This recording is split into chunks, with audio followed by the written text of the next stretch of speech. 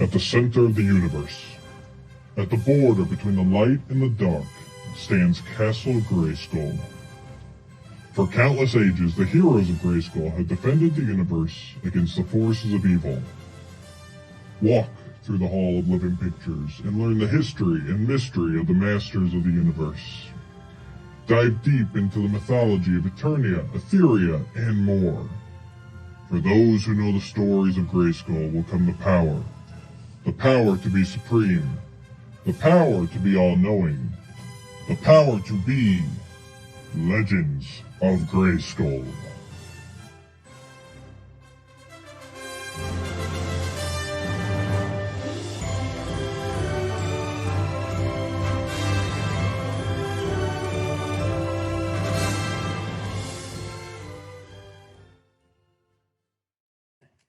Hello everybody and welcome to episode 16 of Legends of Grayskull, the fan podcast where we discuss the history, the mystery, the magic, and mythology of He-Man, She-Ra, Eternia, Etheria, Primus, Nordor, Golden Books, Ladybird Books, UK Annuals, comics, mini-comics, anything and everything you can think of with that He-Man, She-Ra, Masters of the Universe, Princess of Power logo.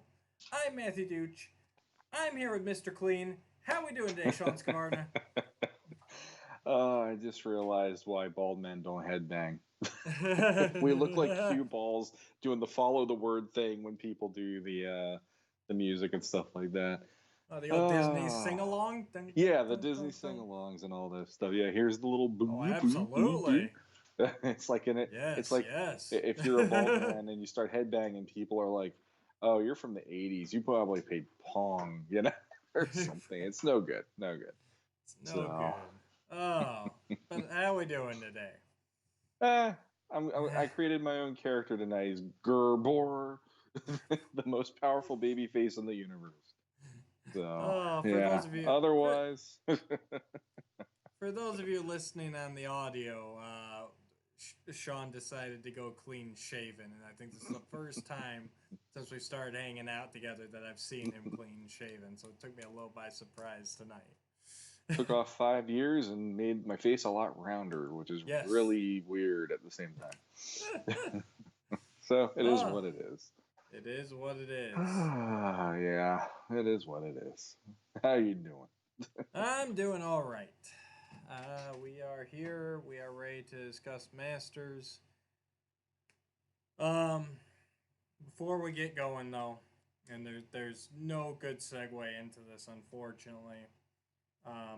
But it did seem appropriate that we take a minute here and talk about some unfortunate news that came out in the past few days, and that is obviously the unfortunate and untimely death of Rene Chavez, who was a lifelong Masters fan. He contributed to Dark Horse books. He was an aspiring author, a teacher down in Texas. He had, he left behind a wonderful wife and daughter, and he was a co-host with you on Council of the First Ones. Mm-hmm. Yeah, he was the one that actually interviewed me when they put out the call for, hey, if you'd like to be in podcasting and you like Masters.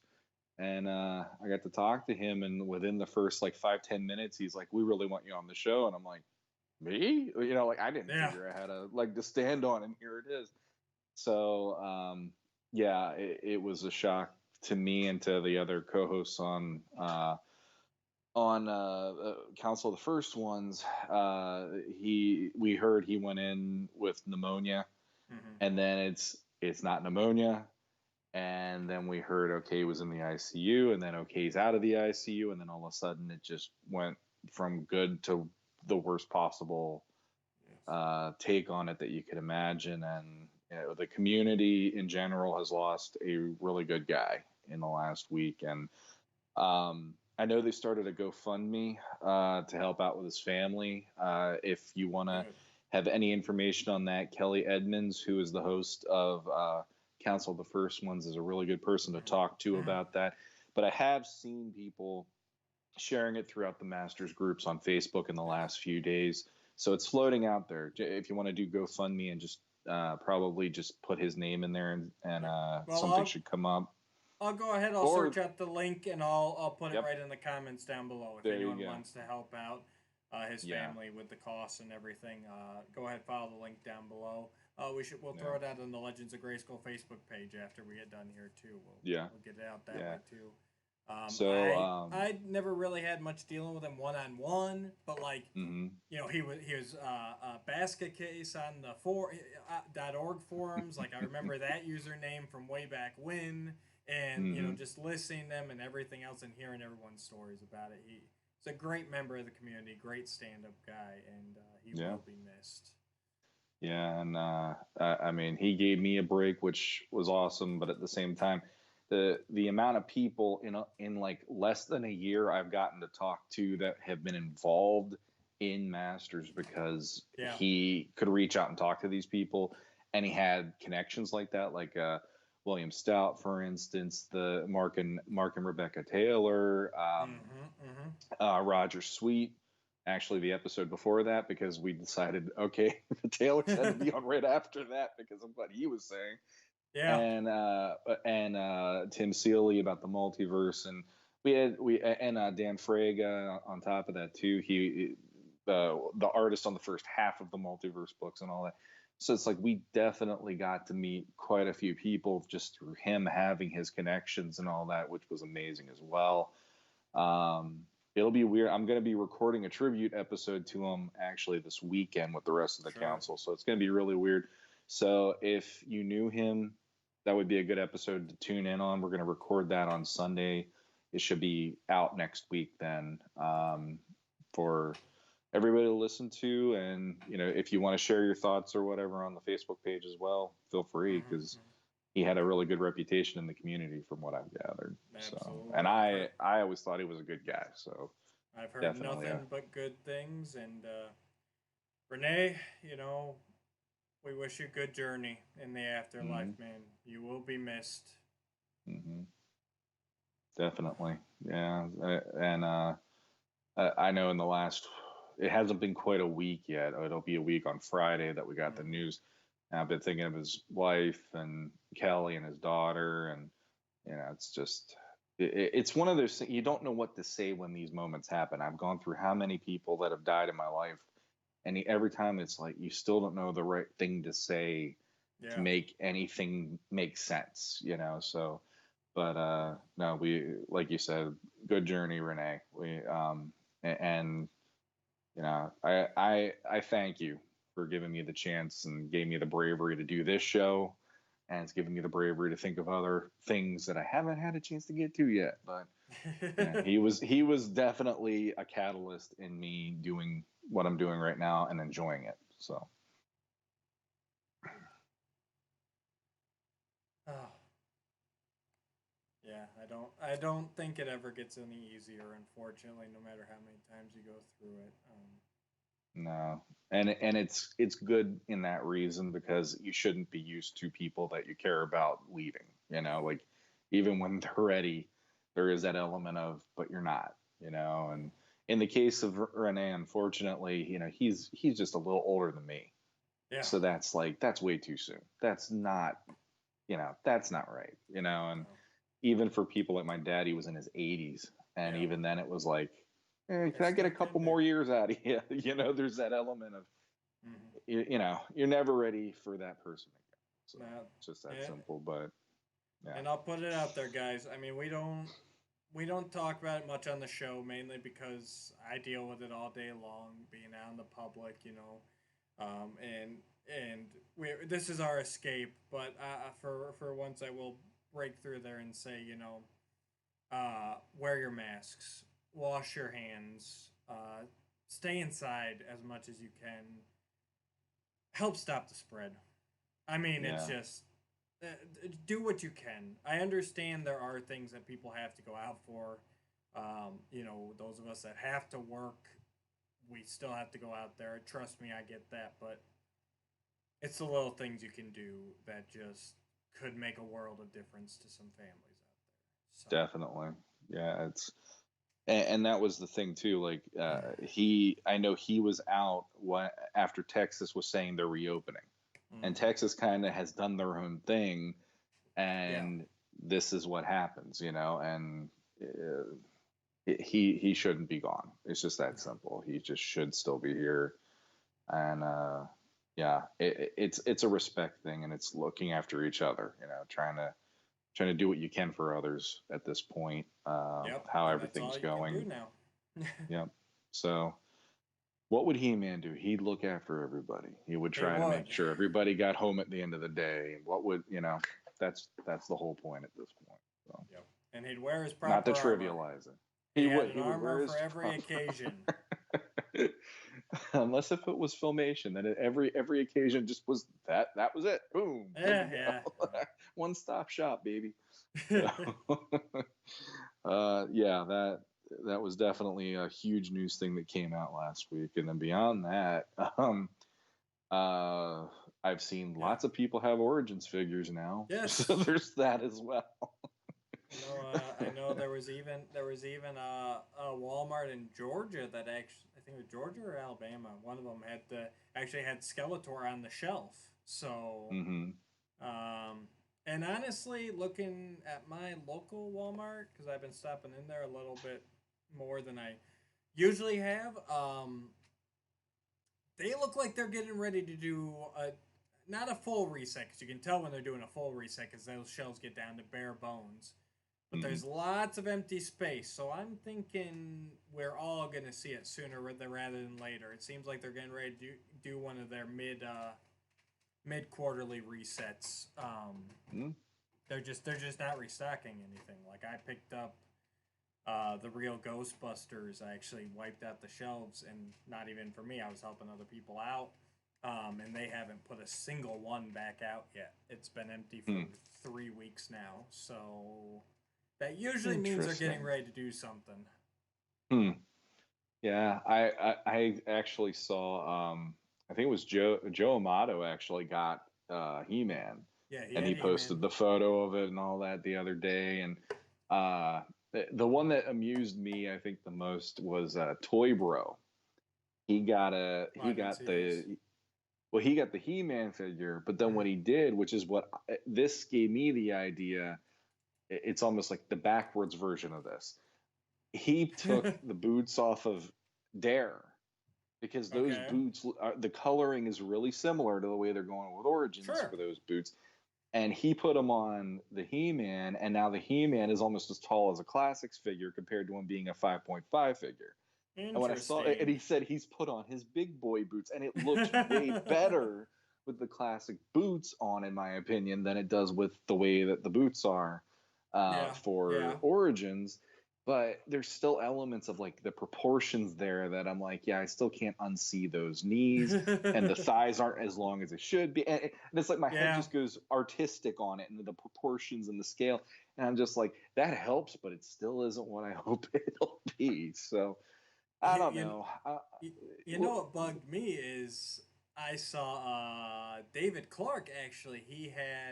I think he's got them all, including the Prince Adam and the Sky Sled he got already. And Prince Adam unfortunately comes with the pink sword again, which I still never understood. But the kick in the butt is his pink power sword is that full sword without the handguard, like they used on the San Diego exclusive. It's not the half sword like comes with He-Man and Skeletor. You kind of get the feeling Mattel just doesn't know what they're doing sometimes. I mean, like, I'd rather have that, because I'm betting that it's probably a full sword then. I'm betting That's what I'm saying. It's the full sword. It's the full sword. It's just like the one that came in the exclusive 2-pack, but it's pink. So... Now, why didn't you put a gray power sword in there? Because Adam has never actually used a pink power sword in any media. So why didn't you put the gray power sword in there? So then you're getting like, okay, you get the half sword with He-Man, but then you can have the full sword with Adam, and then you can mix and match and do whatever you want. Like, you kind of get the feeling that Mattel doesn't know what they're doing. I mean, that for starters, I know that it's a part of being the vintage where he has the pink power sword and all that. But when I was a kid, the minute I got that thing, that sword got put into the box that I had all my other figures in, and I just put He-Man's sword in there because it's like, no, that's how it works, you know. Right. But I still, it's such an eyesore for me to look at the new sword in He-Man's hand and to go, great, so I have a half a sword, and then I got these weird chicken pox marks up the sword to attach it to Skeletor. Yes. It annoys me. It's like you said, why would they go back to that if that's not going to be an actual like part of the story of the line? Not at all. And it's not like Origins make sense. It's the whole, okay, if you're going to the origin, the dual power sword thing is definitely there at the very beginning of this, but it doesn't feel like they're even bothering with that storyline. No. They're just going to, no, this is just kind of Filmation-esque. Let's start there and go forward, especially with that mini comic. Right. That's what I'm saying. They're not using the two halves, so why are they putting it in? Yeah. It's another one of those things. It's like you're so close, Mattel, but you're still so far away. Like, and once again, I get it. It's for the kids. Blah blah blah. But you also need to think about the adult collector, because if you don't, the line's gonna fail, because you have this built-in customer base that will buy all of this stuff if it ticks certain boxes. So why not get both? Why not get the best of both worlds, Mattel? That's all I'm saying. I won't go down the hole again. It was funny. I was listening. Here's another plug for everybody on top of what we've already done. Podcasters of the Universe, the last episode, they had a little discussion about what they think the potential is on Origins. And for Steve and Jeremy being the usual bright, sunny people, they would be about a majority of the Masters stuff. Yeah. I think it's funny that these two guys are like, I don't know if this is going to work. Basically, they just keep, they have that like, you know, and it is funny. It's out there. Like, it's not just us. It's not just me. Because I know I'm more Debbie Downer than you are about it. But it's not just me. These other people are like, what are these? What's the audience you're going for? Because the adult collecting market only has so much that we can do to support a brand with waves like this. So then, are they going to be stuck on the store shelves? Because now they're saying the WWE ones are stuck on the store shelves and all this stuff. And I'm not trying to get into all the nuts and bolts, but I don't know. Well, I just know in my local area, those WWE figures, they do not sit at all. They are moving. So, I mean, maybe it's just the area, because I thought the same thing. The WWE, I'm actually surprised at how well they've gone. Those are the one things where it seems like every time I go, they're cycling through. So, the last time I'd been to a Walmart, which was probably 3 weeks ago, I want to say, they didn't have anything other than the wrestling ring. Yeah. And I'm not really looking for them, but I was like, if I saw the Fakor one, you know, the John Cena Fakor, that one might grab my interest, or if they had the with the Skull King, the Triple H one or whatever. And even those, it's like that's really, really pushing it if I even go to those lengths, you know. But the one thing that I will say in general is the WWE figures have an advantage over the Masters figures, because those knee pads completely take away part of the ugly glaringness of the figures. And I just realized that the other day when they posted the one, it's the Hulk Hogan versus Stone Cold, and they have a new ring for it, the Rattlesnake ring or whatever. Rattlesnake Mountain. Rattlesnake Mountain, thank you. And I looked at that and I'm like, okay, these figures I like because those the knees don't look like they're flappers, you know, like it works better. So there's an element of like, again, you kind of get the feeling Mattel doesn't quite know what they're doing, because it's like, you know, you're giving us that and that actually doesn't look bad. And then if I see the stuff that it's supposed to be getting you excited for, I'm like, I don't want it. It's like I got classics at home, and those things for the price point, they're nuts, but at the same time, hey, they look amazing. So only time will tell. But I think if they get some good media out there, I think it'll do good. And it's gonna take the kids getting into it to make this line a success. That is a necessary component to it. So only time will tell. We'll see what happens. Like everything else in this world. Let's see what happens. Who knows? 6 months from now, murder hornets or whatever they were saying. So maybe in a year, battle cats. That'll be cool. Cats. So. But for now, we've got a Filmation episode to talk about today. Yeah. And it actually goes back to Mr. Bill Mcleary. He was our lucky winner over on our Facebook page. I gave away a limited edition of the He-Man and She-Ra Complete Guide to the Classic Animated Adventures. And he was our lucky winner. So congratulations, Bill, and thanks for supporting us. Congratulations. And so when we were talking about what we're going to do this week, Sean threw out, well, how about we do a She-Ra episode? But because we haven't touched on She-Ra in a while. But we didn't really have one off the top of our heads. So I said, well, why don't we go back to... Because one of the things I made people do, jump through hoops to enter into the raffle for this book, was to list their favorite episodes. And Bill listed 2 She-Ra episodes. One was She-Ra Unchained, which is the third part of Secret of the Sword, which we'll get to that as a whole. We've got that planned. We know what episode that's going to be already, so that's coming up. And his other one was The Price of Freedom from Filmation She-Ra. So we thought, hey, let's congratulate Bill and let's talk about one of his favorite episodes. Works for me. So let's jump right on over to our lovely view screen. All right, so today we've got The Price of Freedom. Big book. That's my copy. It's not the limited edition, though. So this one was the 29th episode of Princess of Power. It was written by Bob Forward, directed by Ed Friedman. The script was approved November 16th of 1984. The final script revision was March 7th of 1985. And the UK air date was August 18th of 1987. So, once again, the UK took forever to get through these episodes. All right. Slackers. Sorry, I've been watching too much Back to the Future this week. So, which also featured John Irwin. I brought that up to you today. Actually, I'm like, last night I'm watching Back to the Future 2, and I hear the dulcet tones of John Irwin kicking in at one moment. It just made me smile.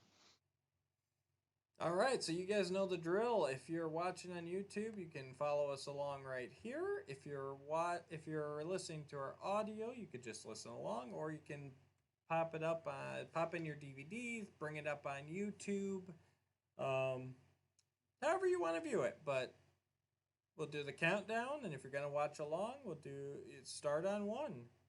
So 3, 2, 1.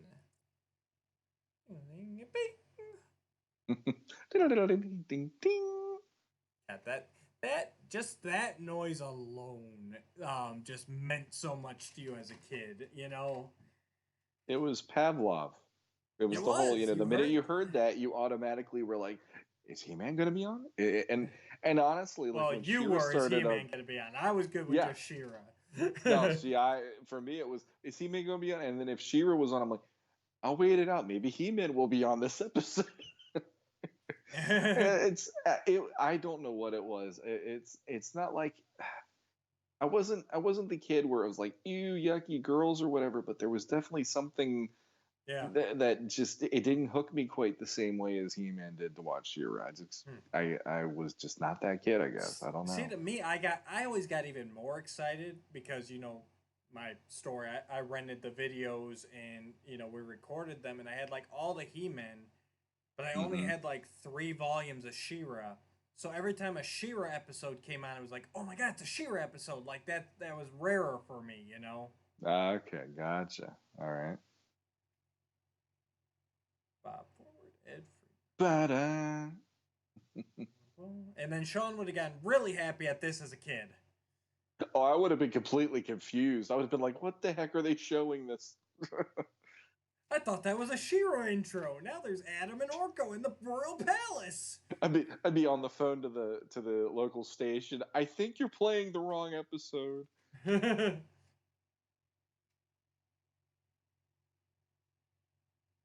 Sounds just like my kids, Orko. I was actually gonna say this is me and my daughter. Yeah. Every time I talk to her.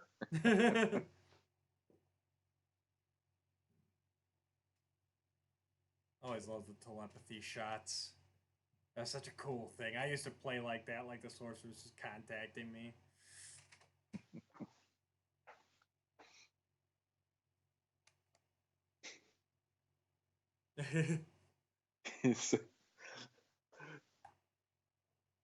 See, if I was Prince Adam there, I would have been like, "You are so lucky the sorceress called when she did." Right? You would have been in trouble. So you get to see you can see Grayskull, you can see everything in here, Sean. This is just It's so confusing.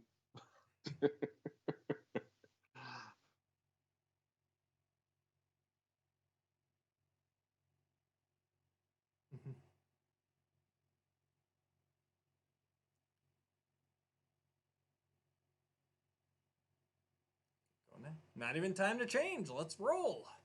Yeah. I like that they actually use the same doorway in that one as in Secret of the Sword. Yeah, that's true. And we get to see this, where we usually don't see Adam running through. It's like a Shauna Na episode video. Everything's disco. So first you open on Eternia, then you get to Etheria, and there's just bombs everywhere. Like, even for Sean afraid of girl cooties, like, this episode should have been hitting all the buttons. Yeah, there's fire and everything, Sean. Yeah, rewatching this, I rewatched it actually this afternoon, and I'm like, this is the Etheria I've been waiting for. Yeah. This is how it should look, in my opinion. Like, with the Horde in control of it so much, you know? And it's so cool. Like, he's Adam, and She-Ra comes along and saves him. That's actually a really cool moment there. On, War Adam. I'll explain later. Excuse me. And I like that. She's just like, what's going on? War Adam. I'll explain later. Like, she just... You get the differences here right off the bat, like how She-Ra... It's what was always going on, but they couldn't go here every episode, you know? And she's just so used to this, and Adam's taken by surprise. And yeah, I love that dynamic of him coming through the portal as Adam and having to be saved. Like, he's so used to going into a situation and having time to assess before he's got to change, and there's just no time here.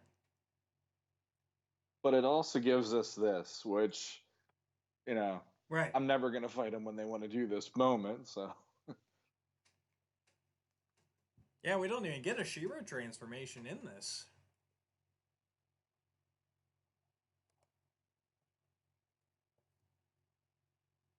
I don't care what you say. Shield to sword is cool.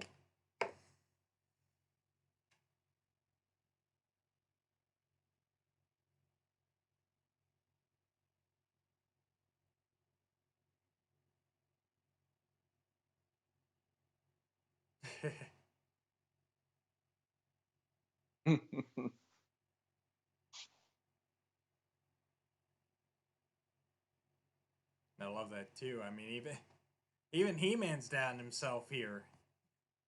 Yeah, I like that. Oh, yeah. And it's like, you know, it's one of those, well, they could really use Battle Cat right about now, because he could just, like, plow through those guys and stuff, but... Battle Cat, he was so in a rush to get to her and make sure she's safe, you know, and help, so... We could use a whole rebellion right now. I mean, we could use all the masters, and they'd still be pretty evenly matched in this episode. Still got to have our non-violent way of taking care of them, though.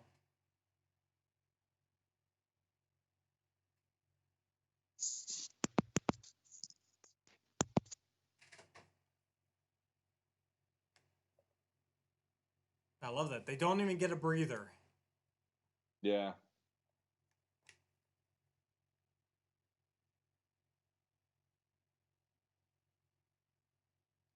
I actually like that line too. The Hordak line? Yeah, because I Yeah. like that then cements like this is why they're not giving in. You know, this is Oh, this is yeah. why they're just inundating them right now. I mean, look at that. That's the Horde. This is how I've always pictured the Horde. Just this, like, just smother and conquer in sheer numbers. And this is how it should be in my mind. Like watching this was like, okay, this episode was a taste of the way I view how Etheria should be daily. He should be attacking them constantly, and that those woods would be kindling. Yeah. The Whispering Woods would be kindling if Hordak was really Hordak and like going for it. And yeah, you know, it's like he knows where they are. Why is he not burning the place down? I mean, they did it in freaking Robin Hood, Prince of Thieves, with the Celts coming in and burning down Sherwood in that one moment, and it's like, you know, where's that scene? Maybe there is one, because like I said, I don't know She-Ra as well. I don't know. They played a little bit with the magicalness of Whispering Woods, helping the Rebels out a little bit. Okay, gotcha. But still, basically, anytime they're out of the Whispering Woods, this is what it should be: is just smother. Yes, I agree completely. I like that Hordak line where he's just like, "I own these people; they are mine." Like they're just pets to him. What are we waiting for? We have to stop them. No, He-Man. We stay here. These people need us. But their homes, their possessions. They mean nothing. Houses we can build again, He-Man. And as for our possessions, we gladly traded them for one thing we did not have, our freedom. You mean you just let the Horde destroy your village? This is Etheria, my brother. The Horde rules this planet. If they did not destroy the village now, they would do it later, and the villagers might be harmed. What caused the Horde to attack the village anyway? I mean, right there. I mean, that's just... you don't see that kind of writing anymore. It's, I mean, this whole, yeah, we're willing to give up everything if we can just be done working in these mines for Hordak every day, you know? Mm-hmm. Yeah, that whole moment, it really puts into perspective Eternia versus Etheria, because I like the He-Man's like, but what about all their possessions? What about this? What about that? And these people have so little to live for that all they want is to just be free. You know, it's like, I love that He-Man doesn't even realize this is how bad it is, and She-Ra's the one like, yeah, it's the pits here, kid. You know, like. And that's what I'm saying. He-Man has never had to come up against this. He's gone to villages that were enslaved, but he's able to drive them off. He's able to save everybody and everything, and you know, right the wrongs. He can't even start to fathom that there's no winning here. Mm-hmm.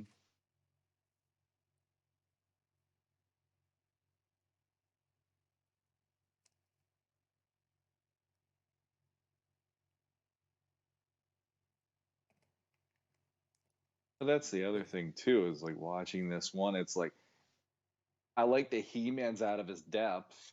Yep.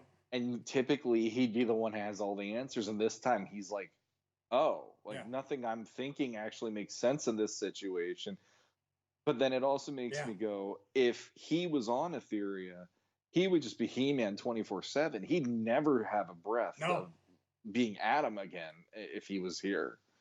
So no, and he's still trying to play that guy. He's still trying, just like there, he sends She-Ra away when he could really use her backup, because even he's not sure he can, you know, hold them off, but he's got to try. He's so used to being that guy. He's like, yeah.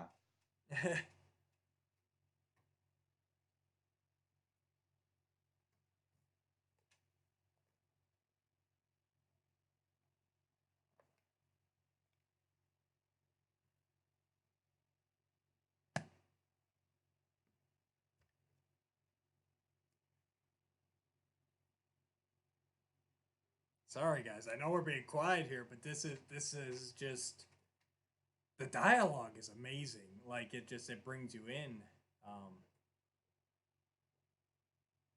And yeah, they even play up the, do your part. Like, they're not warriors, but they got mining equipment, so hopefully they can find another way out of that mine, or make another way out. So there's so many lessons in this episode, but you never even feel like it's being shoved down your throat, really. It's written so well.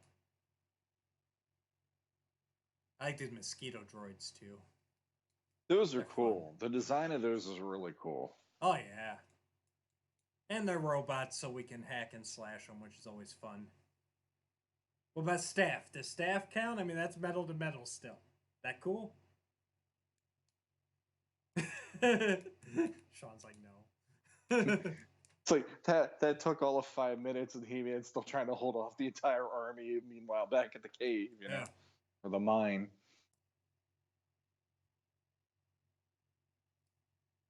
I like that. Yeah, he's more worried that they stopped firing. Yeah.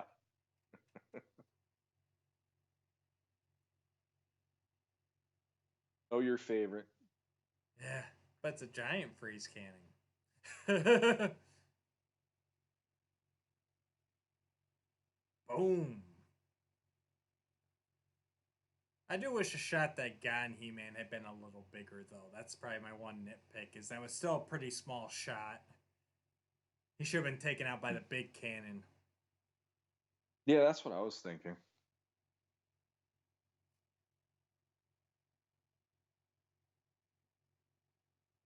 That would have been an easy way for them to get the hole on the other side of the mountain, probably. If that thing would have hit him, it would have just shot him the whole way. Shot him right through. And...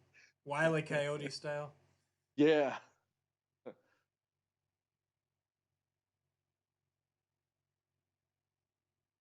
And they got to do the Mantenna gag. It's a requirement.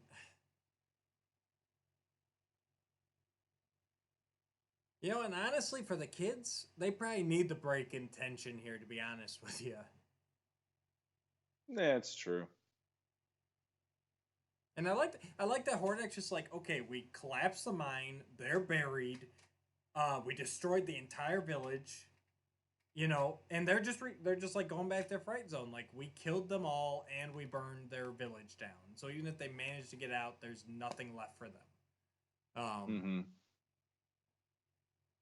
And the Hordes won. I mean... Well, that's... Most times the He-Man goes up against the Horde, it feels like the Horde really does a number on him. At least the episodes that I can think of. This one, Secret of the Sword, and all that, it's like, it's... I'm still not a huge Hordak making a snorting and all that stuff.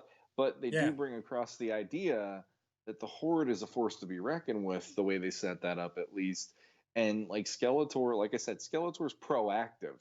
Like on He-Man's show, if Skeletor doesn't do much, they don't really have an episode. I'd say 75% of the time, Right. But in the case of this, it's like, he'd never have a moment to breathe. No, he'd always just be, oh crap, now what are they doing here? Oh, we got to get to this village. We got to go in here. There's a fire in the Whispering Woods. And because they control the planet, it does bring it into a whole nother, like, they could do a number on him, and he would need She-Ra if the roles were reversed, And oh yeah, She-Ra holds her own on a daily basis. Yeah.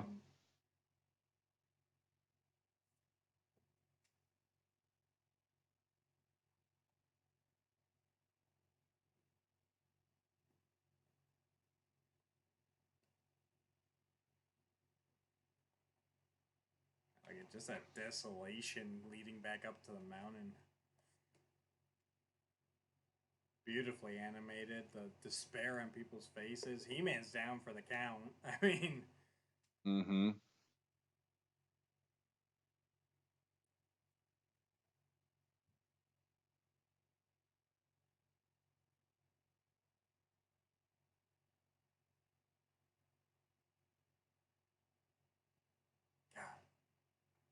Such great animation.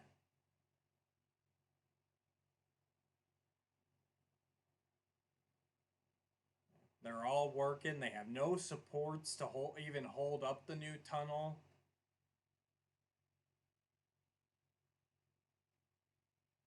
But they're still going because that's all that matters to them. You know, you get the feeling even that if the mine caved in on them, that would still be like a sweet release to them. You know, not to be too dark, but, you know, give me freedom or give me death, that sort of thing. Yeah. That wasn't necessarily something you'd see on most kids' shows back in the day. Now He-Man's finding the strength. You can tell he's still worn out, but... No, this moment's sweet. I like this quite a lot. Yep.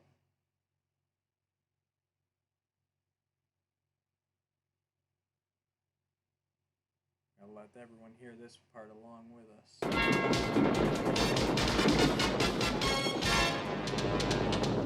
She-Ra! He-Man is still in there. What? He kept the mine from caving in so we could escape. He-Man! He-Man! I'm coming to get you! Oh, please be all right.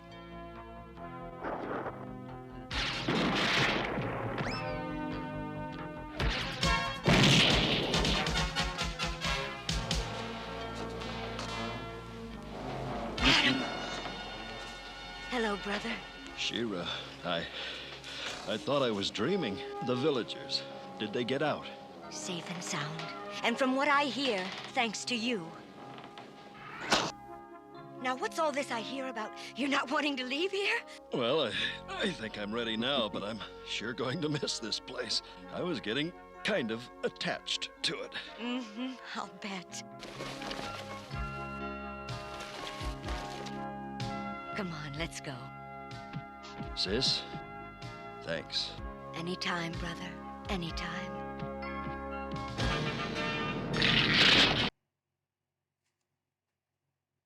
I mean, that right there. Then they had to go out the mountain, collapse on them again. Well, it's Etheria. It just wants to kill you. It's like Australia. Yeah. It's just set up with all these things that just make you want to go, I don't know if I'd ever visit there. I think I'd probably die before I got home. But yeah, that whole moment in the cave with He-Man and She-Ra, just like you can feel the love in the you know, she really thought that she'd lost him. Yeah.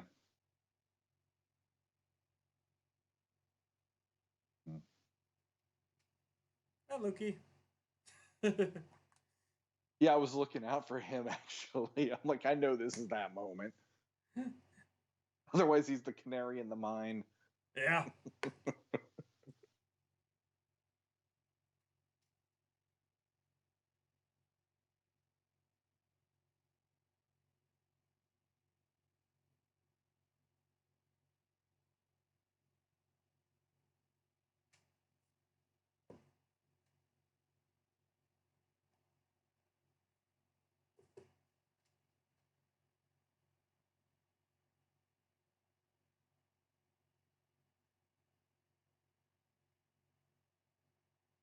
And we end back up at the Royal Palace.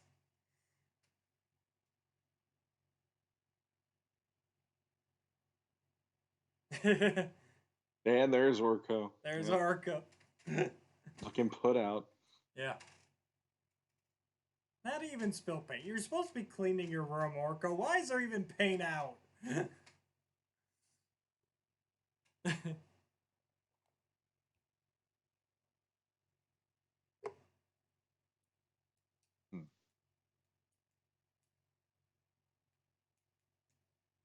Makes Adam really appreciate what they got on Eternia.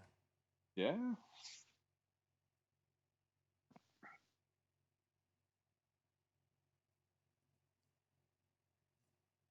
Oh, such a good episode. Such a good episode. Yeah, that ending with Orko and the pain is pretty much my daughter. Every time I tell her to go do something else, all of a sudden there's we have this mess. bathtub. Yeah. Well, we have this like Crayola bathtub paint. I'll go into the bathroom and the sink's blue, and I'm like, I didn't tell you to do that. I told you to clean your room or whatever. And so it's like, my God, I never thought I'd have an Orko in my life until I had a daughter. So right. Yeah. No, this is one of those She-Ra episodes where I'm just sitting here going like, now if a lot of them felt like this, I would have been like, I can't wait for She-Ra to show up. You know, I can't wait for the She-Ra to air, because this is a huge take on the way I want to see it, which is, you know, the Horde being the Horde this way, and all out assaults, and you know, they're not stopping, they're not giving them a breath, they're not giving them an inch. They're going to show why they are the tyrants of Etheria. And poor She-Ra is just the lone. I mean, I know they have the rebellion, but she's the only one who has the power to go up against these guys. She should be exhausted, and it's like, it's a typical thing. Like, you know, like men will complain when we're exhausted, and we'll have these moments, and women just somehow have that superpower to just keep pushing forward, and they don't say anything to complain. They just keep going, and as a guy, you're like, I probably shouldn't have said that, because I know you're going through it too, but you know, like that happens around my house all the time. And I like the whole, you know, her going to do what she needs to do, and then she comes back, she's still got to get He-Man out of the mine and everything. It's like, you know, she goes through a lot in one episode, and he just does that, and that took a lot out of him. No, and it's good to see. I mean, the villains were victorious there. They achieved all their goals. They left on their own accord. Like, there was no beating Hordak in that episode, so that was really refreshing to see. And just the messages and the moral that's underlying there, and to really see just an all out war for the first time really since the Battle of Bright Moon. Like, and there's even, you know, thanks to the wonderful Filmation Guide here, there's even a note here on the storyboard. Don Manuel did the storyboard on this one, and he put a note in there that during those opening scenes where Adam comes to Etheria, and, you know, we saw She-Ra's fighting off all the missiles and everything, there is a note to layout. It says, please, no smile on She-Ra here. This woman is all business. So he wanted to make sure that they didn't just pull, you know, the stock footage and, you know, her be the smiling She-Ra. It's like, no, this is serious here. Yeah, I loved how that moment happened. Actually, it was such a great, you know, you get thrown into the action, and I like that from like Adam's perspective. He's getting saved by She-Ra. I mean, you don't get to see that happen very often, and I love that even though she's like, oh, it's Adam, there's this element of, okay, I'll be with you in a second. She's running off to go do a whole like how many other things, because there's people in danger and all that.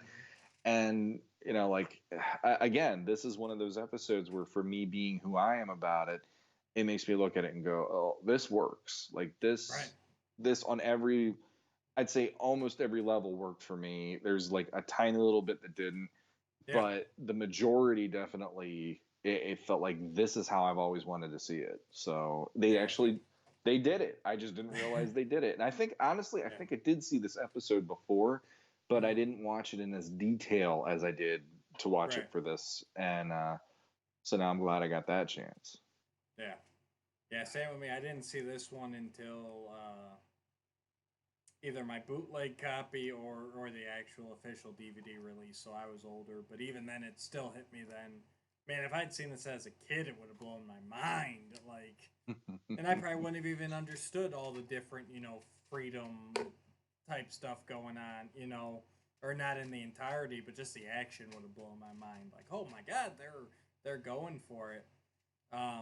Well, yeah, like just real quick, the freedom talk that they have in there for little kids, it probably is the equivalent. Like when I was a kid, my grandfather would love to talk about, like, at Christmas they got an orange because they didn't have a lot and all this, and they'd always, you know, I walked uphill through, you know, 8 feet of snow and all, and it's like, as a kid, you're just brushing it off, like, all right, you know, like it doesn't apply to me. This is you just filling my head with these stories and these tall tales.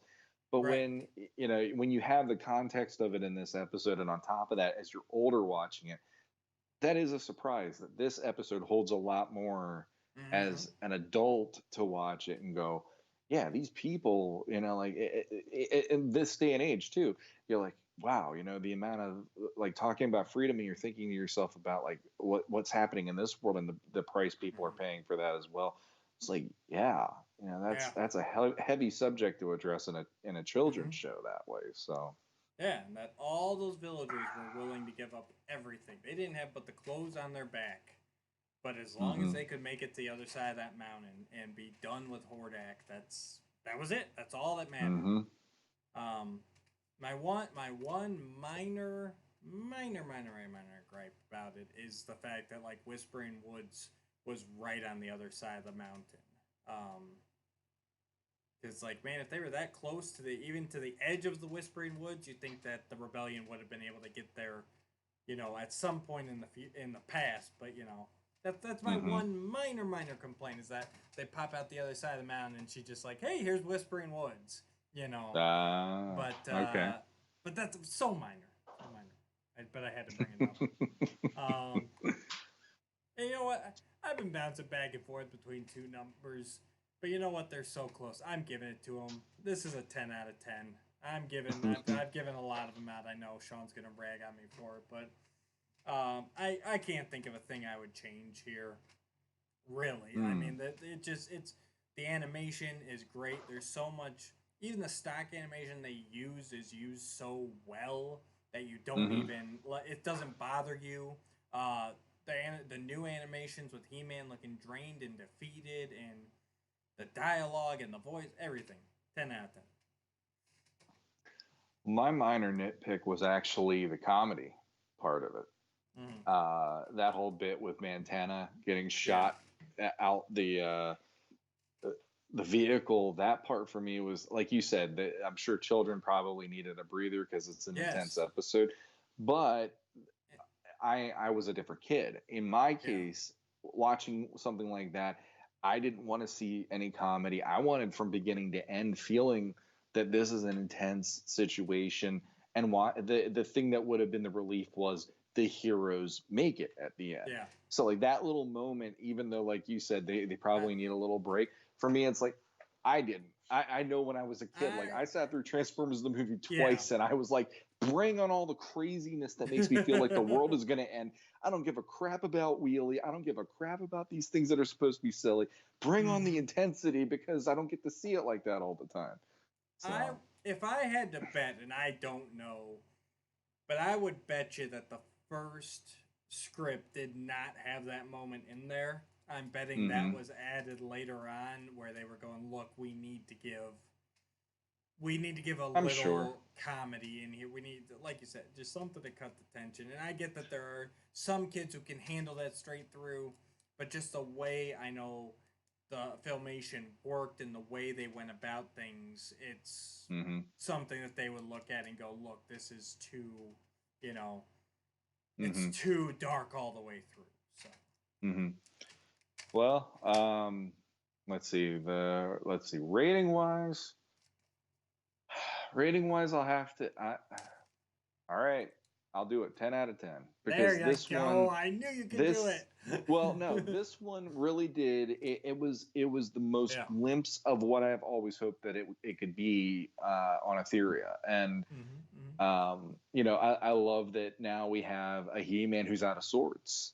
Yeah. I love that we have a He-Man who thinks, well, typically Skeletor will do this and I get to go home. And She-Ra's just like, no, this is my schedule between 1 and 2 today. And then there's 50 other things going on that I got to get to after this because the Horde's everywhere on this planet, I love that. And it really brings a nice contrast to this is what you get into when you go to Etheria. And if you go to Eternia, that's like probably a vacation for her then because it's ruled by the good people, and everything.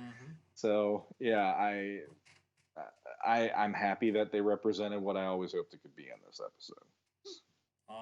Awesome. So now the moment that everybody's been waiting for. Drum roll. Welcome to the Legends of Grayskull podcast, our new segment, Remastering Their Universe. Look at that. That logo. Wow. That is beautiful. Absolutely. So, for those of you who haven't heard what this segment is, basically we're gonna take the episodes, the books, the mini comics, the stories that may not quite have the power that Price of Freedom does or Dragon's Gift does. And we're going to kind of take a look at, we're not going to do an in-depth review. Because we don't need that with these things. These are the stinkers of the universe. What we're going to do is we're going to break them down and we're going to go, well, how would we make it better? How could we take this show that people necessarily don't like as much, and what could we change that we think would make it better for us? So we are going to remaster their universe. So Sean, what's our first episode we're going to remaster? Our first episode that we're remastering is a fan favorite. It's called it's from 2000X, and it is called The Island. The Island. The 22nd episode of Mike Young Productions' He-Man, The Masters of the Universe, written by Dean Stefan. Mm-hmm. So, you want to give a brief synopsis, or you want me to? I can do it. You did it. I'll do it. It's cool. So basically, the synopsis is Man-at-Arms, Teela, and Prince Adam are going to visit Duncan's teacher, who is and for the life of me now the name is escaping me, which annoys the heck out of me. Decker, thank you. Yes, I was like, I kept wanting to say Duncan again.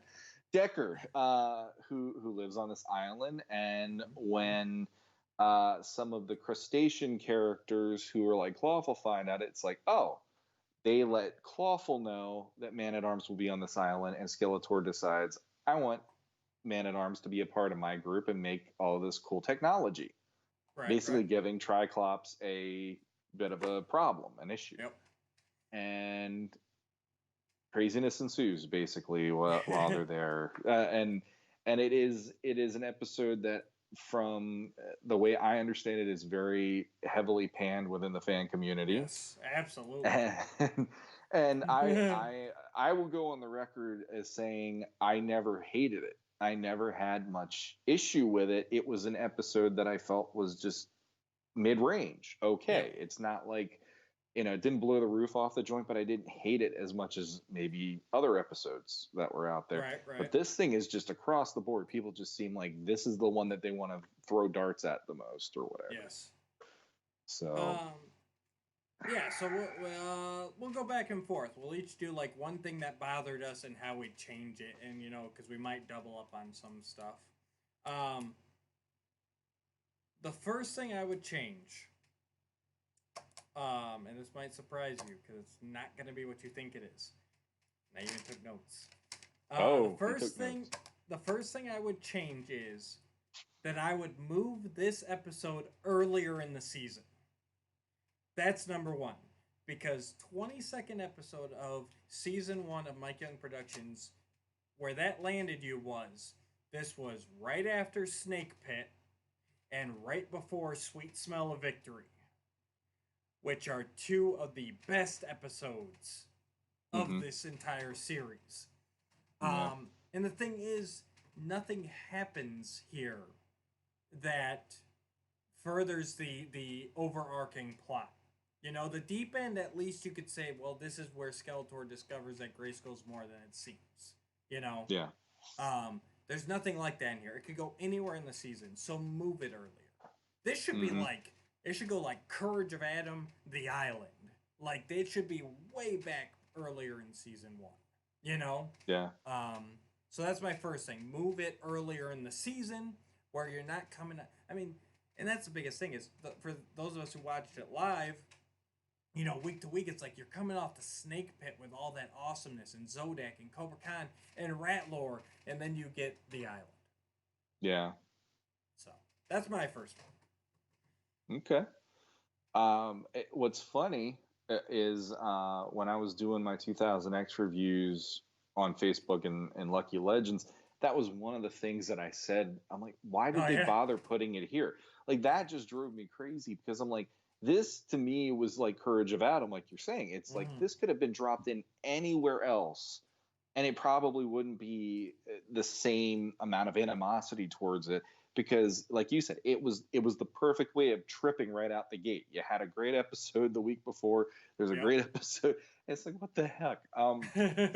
I think, all right, if we're doing one at a time, because basically what I did is I just thought of like, here's certain things I would have rather seen, and I think yeah, go for it. the part for me was it's felt weird that there's a couple things that feel weird about it, but the one of them that to me was the most weird is you're painting an entire race as being evil.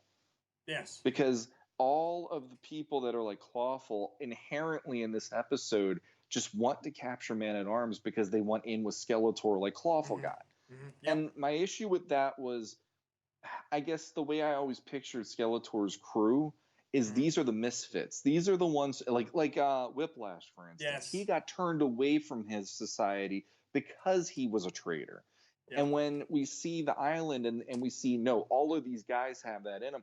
Well, then why don't one of those guys walk right into Snake Mountain and go, hey, I'm better than Clawful? And on 2000X, they could prove that because Clawful is the least of the villains when it comes to anything. He's the one that most people point at and go, he's an idiot, versus, you know, like the other characters. And it's like, man, he would have had better luck with the two main bad guys, and the one is really stupid. But he's better than even Clawful, because Clawful doesn't even know his own language. Yep. Which that's mind-blowing already, too. It's like, okay, that really isn't helping that character. And it's not doing any favors to him that he doesn't even know if they clack their claws together, they're automatically communicate. Yeah, what's that language? You know, it's like, and I love the Evelyn's like, I'll help you. You know, and it's like, no, you're really making this character into just pointless. Absolutely. And I actually had kind of both those points on there. I said number one, Clawful is not that stupid. That is, making him that stupid does not do you any favors. You know, there's a difference between push the button, like, because that's a machine that Triclops made, he doesn't know it, as opposed to I don't understand my own language. Like that's a whole nother level. And then kind of in the same vein, I had on here, why were these crabs not a problem before? They obviously live on Orcus Island, yet Decker's been living here peacefully so far. And, you know, like, if they are all evil, why hasn't this been a continuous thing here? You know? So, I agree with that. And piggybacking off of that, my next point is Clawful should have been the star of this episode. You know, Clawful should have been the one getting the communication from his cousin and going like, I'm going to go get Man-at-Arms. Like, Skeletor's going to love this, you know? And he goes out and he leads these crab people, you know? Everyone else, like Stinkor got an episode, Triclops got an episode, Trapjaw got an episode, Evelyn got multiple episodes. And Clawful's episode shows his cousin being the lead bad guy. Like, what sense does that even make? So, same plot, the capture Man-at-Arms, we're visiting Decker, but have Clawful be the one out there doing it, and that improves it so much in my book. Agreed. Or the other option that I was thinking too, and this is one of those things where here's a out of left field option on how to make this one work, and I don't know if it makes it work or not, but I'm going to throw it out there. I kind of like the idea even that maybe the message didn't even get to Skeletor, because for starters, Skeletor looking at this as an opportunity to steal Man-at-Arms was a little odd too, because Man-at-Arms is somebody I don't equate him even thinking twice about. He's more after Randor. He's after the Council of Elders. He's after, you know, the Sorceress, and he's after He-Man. He's not Man-at-Arms is just, he's a warrior to him. I never would have figured Skeletor to have him even remotely on his radar. He's just there. So the idea of what the point of the episode is just fell apart for me with that idea. He already has Triclops, I'm sorry. Yeah. And Triclops has pretty much proven himself, except for when he went rogue on the Roboto's Gambit episode. And that's when Skeletor was like, oh, we're going to have a talk about this, and all that. But for the most part, he's delivered. So I kept going, instead of the message even getting to Skeletor, what if Merman heard it?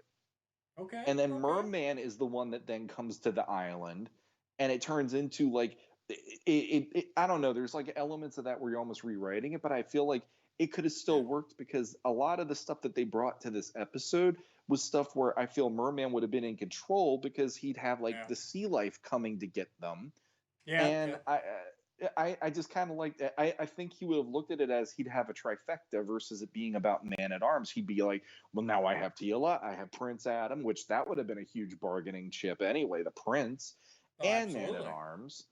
And boom, all right there in a row, versus even Clawful needing to be a part of it.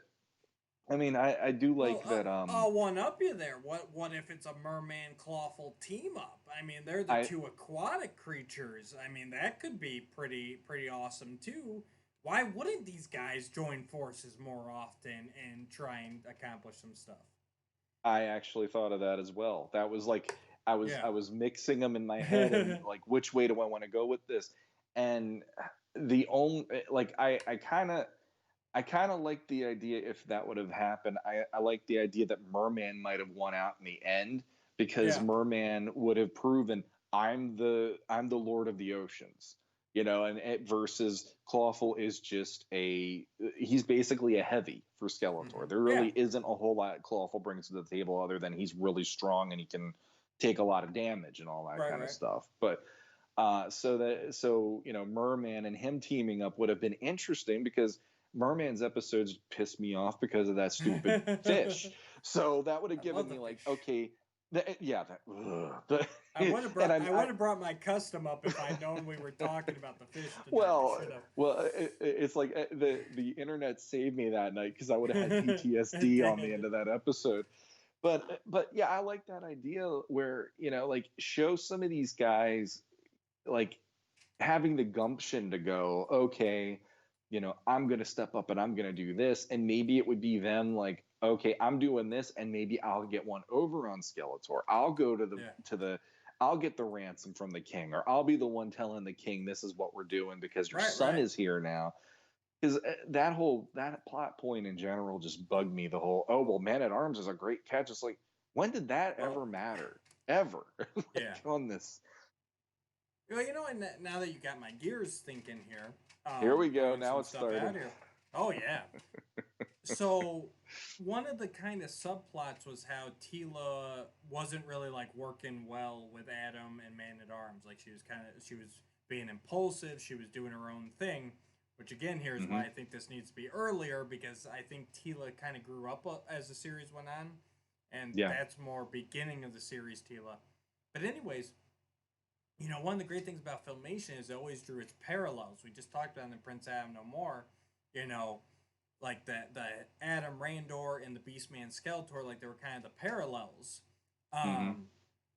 So what if you have a Merman Clawful team up, and they set out, like you said, to capture. First, it starts at Man-at-Arms, but then, like, well, we got Teela, we got Adam, same thing. Like, we don't even need Skeletor. Like, we can do this ourselves. Like, we could rule. But then, like you said, Merman would win out. Basically, Merman and Clawful get the better of them because they can't work together. They're both trying to one-up each other and beat each other out, whereas Teela learns how to get along during this episode.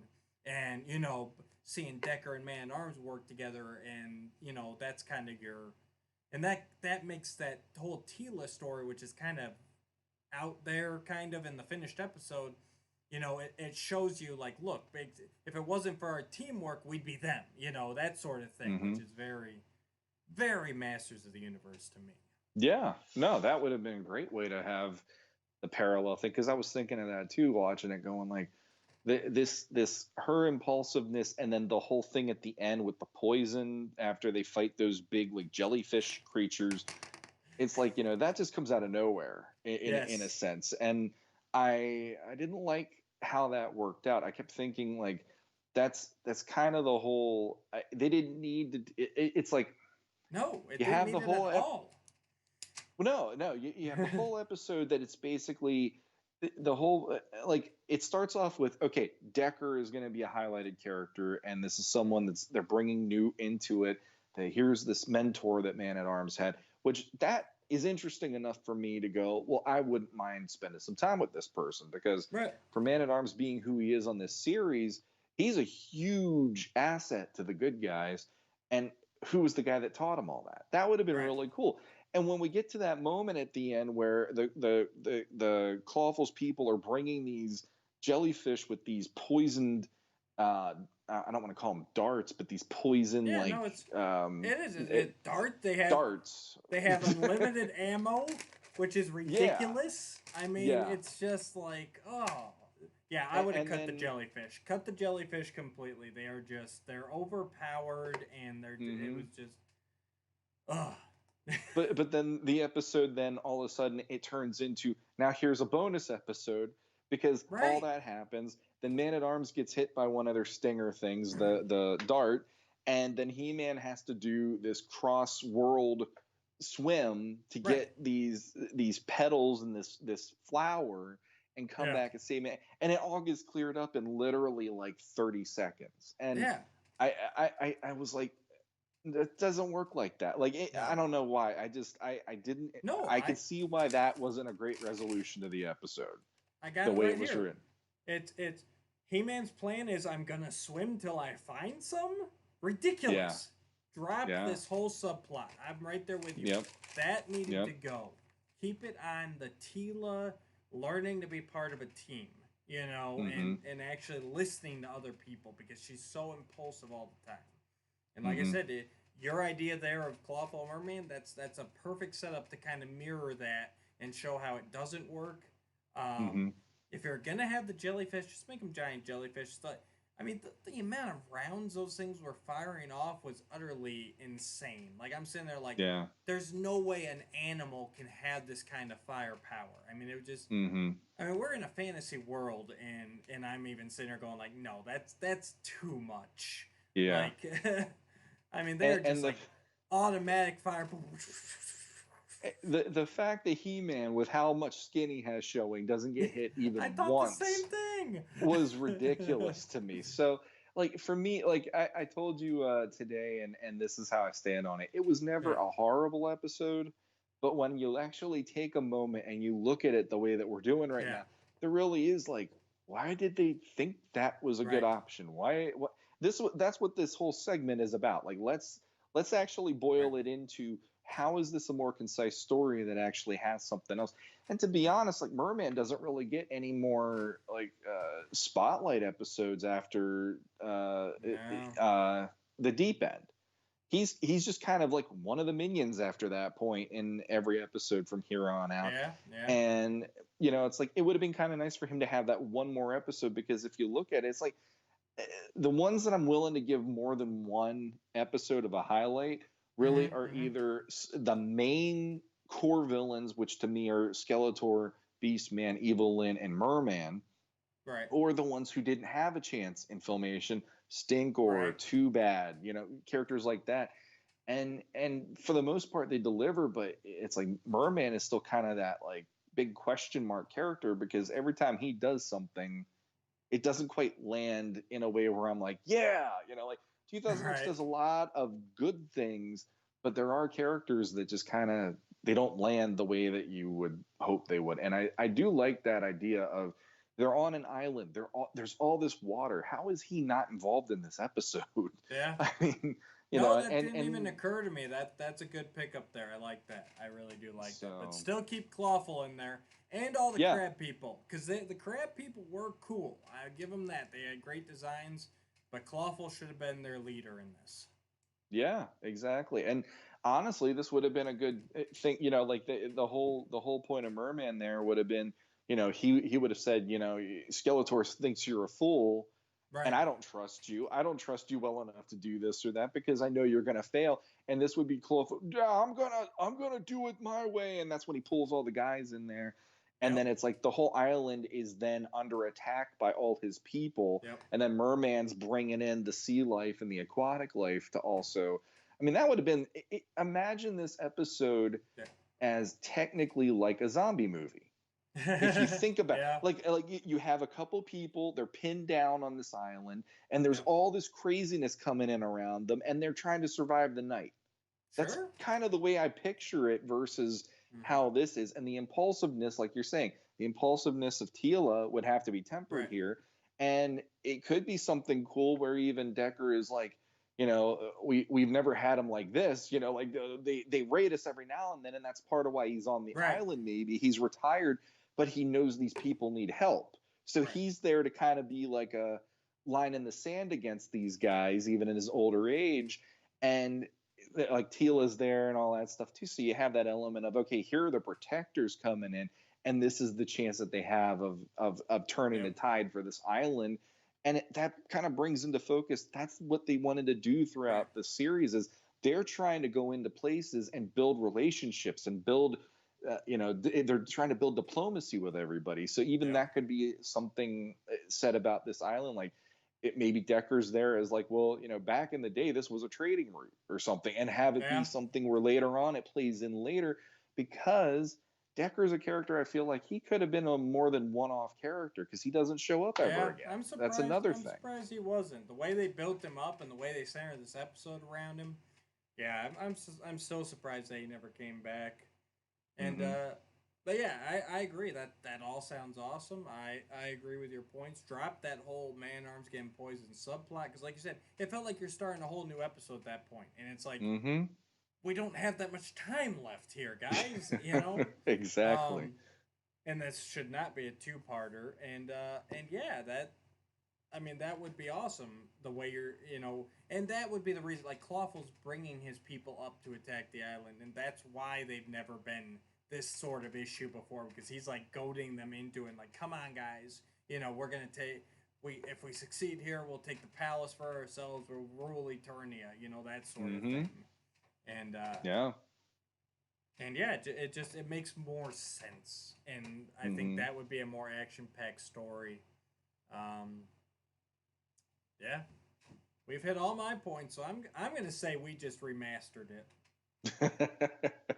Yeah, I mean, the only other thing I can think of is one of the driving forces with Clawful is he looks at his people as being under Merman's boot, because Merman looks at Clawful as you're an example of these.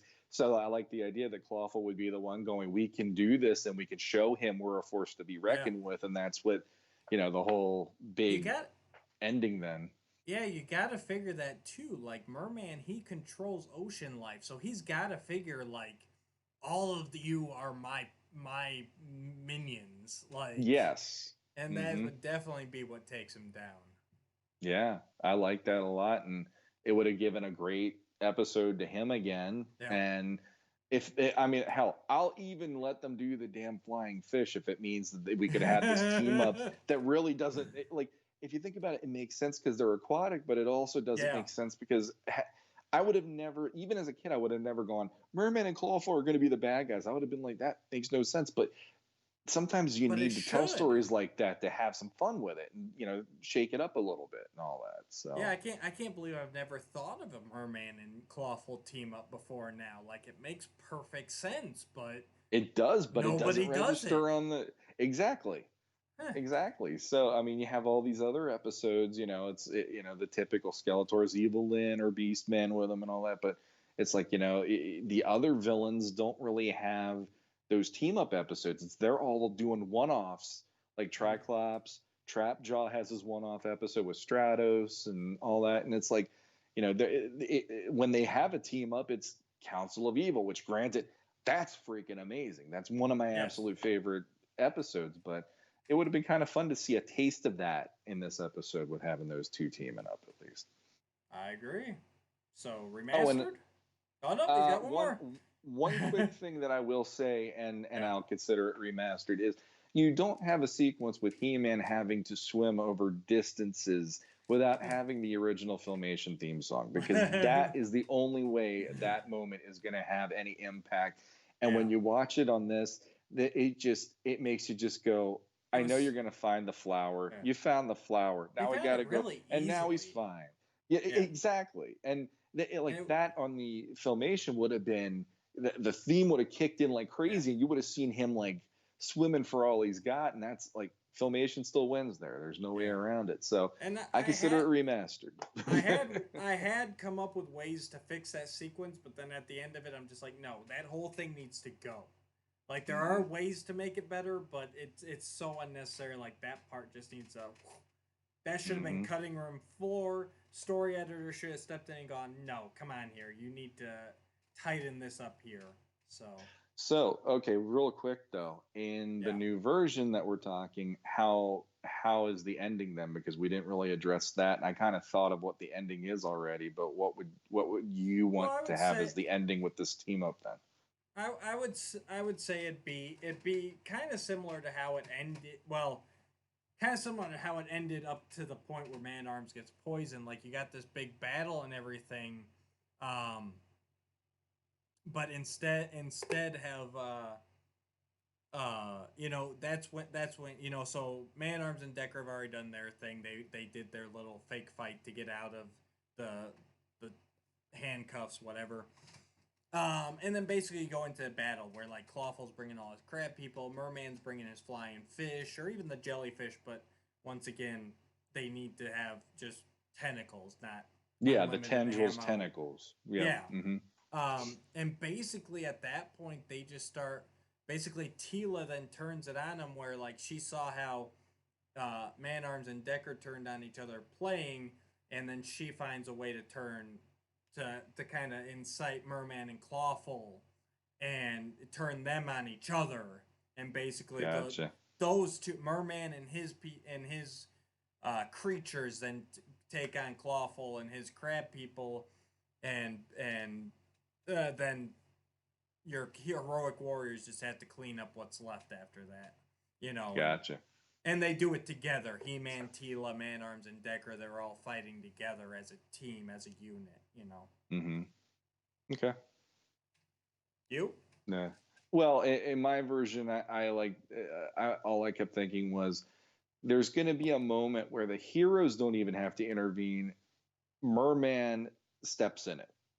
Yeah. And it's the moment where he's like, he's commanding the ocean life to do stuff, but then he starts commanding Clawful's people, and they're like, the Clawful's people are already empowered enough to go, we're doing this because we want to do it, and he starts trying to command them, and they're like, no, and he's like, but I command all the ocean life, and da-da-da-da-da, and they're like, not today, and it's the whole, we outnumber you, and they start attacking him, and it's almost like the Masters then just look around, and they're like, cool, like they, everything kind of takes care of itself, and they pull Merman into the ocean or whatever, and they go after him there, and then that leaves the Masters with just like you said, cleanup duty at the end, and it's like, okay, that was that, and I like that actually would form a little bit of a rift in even Skeletor's guys then, because it'd be the two of them looking at each other going, I don't trust you for anything anymore and stuff, because there should be had them.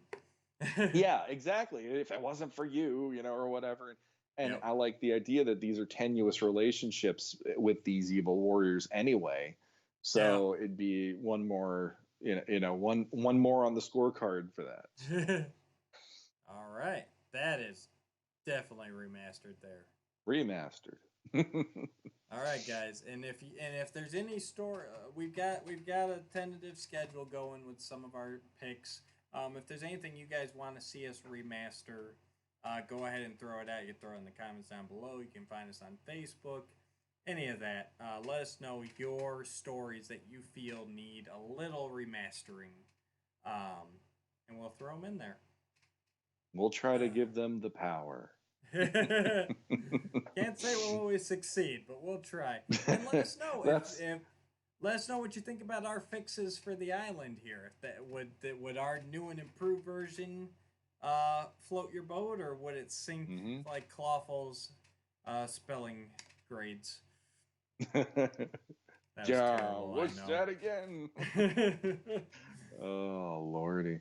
The shame of that episode to me is I actually liked a lot of it because they were any episode where it showed a different side of Eternia that we didn't get from Filmation, like going into the underworld of Subternia and all that, and the Spillians and stuff. It's like there's elements of this show where it's like, yeah, I enjoy that quite a lot, and that's another episode, The Island, that did it. But yeah, it's like the actual the weight of the story is so weightless compared to anything else around that era. So whoever planned that out of let's put it right here, you know, in the scheduling, I don't know if they watched it. That's all I'm gonna say. Yeah.